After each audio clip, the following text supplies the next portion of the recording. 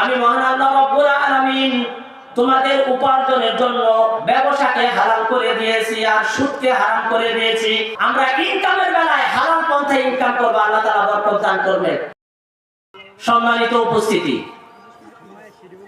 আজ আমরা দুনিয়াতে স্বাচ্ছন্দ্যে বসবাস করার জন্য, রুচিসম্মত খাওয়ার জন্য, প্রয়োজন মতো খাওয়ার জন্য, ভালো কিছু পড়ার জন্য, পরিবেশে সুন্দরভাবে চলার জন্য আপনাকে আমাকে পার্থিব কিছু উপার্জন করতে হয়, কিছু সঞ্চয় করতে হয়। এই সঞ্চয়, এই উপার্জন আমরা বিভিন্ন ভাবে করে থাকি। আলহামদুলিল্লাহ, কেউ হালাল পন্থায় করি, আর আস্তাগফিরুল্লাহ কেউ হারাম পন্থায় করি। তবে জেনে রাখবেন প্রিয় ভাইয়েরা, যদি আপনি হারাম পন্থায় কোটি কোটি টাকা উপার্জন করতে পারেন, টাকার সংখ্যা অনেক হতে পারে, বাড়ি গাড়ি মিল ফ্যাক্টরি, কোনো অভাব থাকতে পারে না, তবে আল্লাহ তাআলার বরকত কিন্তু এখানে থাকবে না। আল্লাহ তাআলার বরকত এখানে থাকবে না। এটা খুবই জঘন্যতম একটি কাজ, ঘৃণার যোগ্য একটি কাজ, যে আপনার আয়ের উৎস যদি হারাম হয় আর আপনি দেখতে পারবেন যে এখান থেকে আপনার বিভিন্ন বেনিফিট আসতেছে, তবে সাবধান থাকবেন যে এখানে কোনো বরকত থাকবে না। আর যদি আপনি হালাল পন্থায় উপার্জন করেন, এখানে হালালের জন্য ইনকামের অবস্থা খুব ন্যূনতম হতে পারে, তবে আল্লাহ তাআলার বরকত অনেক বেশি থাকবে। সুবহানাল্লাহ, আল্লাহ তাআলার বরকত অনেক বেশি থাকবে। প্রিয় উপস্থিতি, আমরা সকলেই জানি মহান আল্লাহ রাব্বুল আলামিন তিনার হাবিবের মাধ্যমে আমাদেরকে সতর্ক করে দিয়েছেন। তিনি বলেছেন, কোন ব্যক্তি যদি হারাম খায় একবার, কোন ব্যক্তি যদি সুদ খায় একবার, সুদের একটি গুনাহ এত মারাত্মক একটি গুনাহ যে সুদের 70টি শাখা রয়েছে, গুনার 70টি শাখা রয়েছে, তার মধ্যে ন্যূনতম শাখার নাম হলো নিজের মায়ের সাথে জিনা করা। নাউজুবিল্লাহ।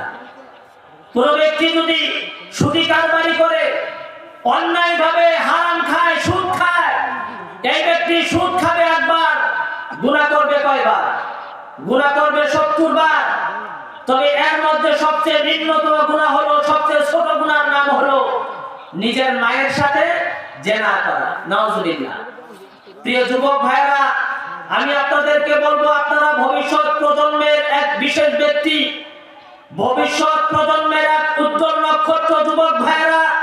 তবে আপনারা যে হিরিজনের মধ্যে থাকেন, যে হীনমন্যতার মধ্যে থাকেন, সেটা হলো আমি উপার্জন কিভাবে করব। আমার বন্ধু সবুজ, আমার বন্ধু শফিক, তার বাবার তো অনেক কিছু রয়েছে, কিন্তু আমাদের তো তেমন কিছু নাই। আমরা তাহলে উপার্জন কিভাবে করব?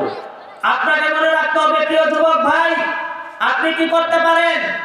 আপনি ভবিষ্যৎ প্রজন্মের এক উত্তরসূরি হতে পারেন, তবে হারামের মধ্যে গেলে আপনার বরকত থাকবে না। হারামের মধ্যে গেলে আপনার বরকত থাকবে না। এই জন্য সাবধান।